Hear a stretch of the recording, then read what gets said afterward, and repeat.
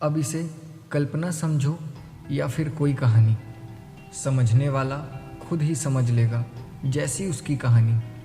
एक लड़का जो घबराया सा रहता था, बातें सबसे तो बहुत कर लेता, पर अंदर उसके घनघोर अंधेरा था। सही है वो, ये जानता था, पर डरता था अपनी बातों को सबके सामने में रखने से। शहरों में रास्तों को पार करना कैसे है, ये भी उसे न आता था। बस मन में ही अपनी सारी लड़ाइयों को लड़ता था। अब इसे उसका सपना कह लो या कह लो महज एक कल्पना। कहानी उसकी दिलचस्प थी, क्योंकि परिस्थितियों ने जिम्मेदारियों का बोझ जल्द ही डाल दिया था कंधों पे।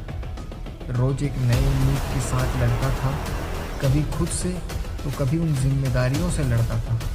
कहीं ना कहीं हारा हुआ तो वो महसूस करता था, मानो जैसे सब कुछ ख़त्म सा हो गया हो। और इन सब के बीच एक शख्स आया, ज़िंदगी को जीने का एक नया तरीका सिखाया, हाथ थाम कर रास्तों को पार कराया।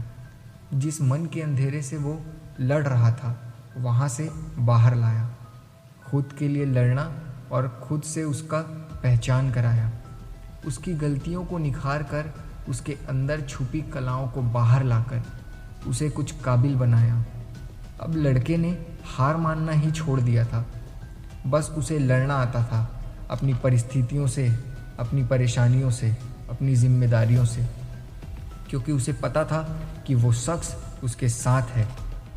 भगवान के दर्जे पर लाकर बैठा दिया था उस शख्स को।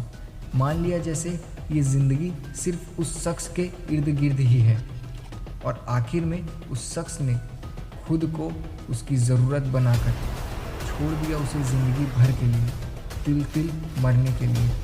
अब इसे कल्पना समझो या कोई कहानी, समझने वाला समझ ही लेगा। जैसी उसकी कहानी।